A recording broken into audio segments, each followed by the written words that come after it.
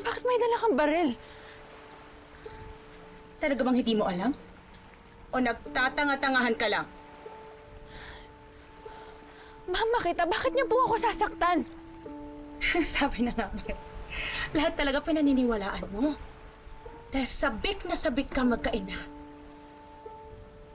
Ma, hindi kita naiintindihan. Ano po bang sinasabi mo? Huwag mo akong tawaging mama!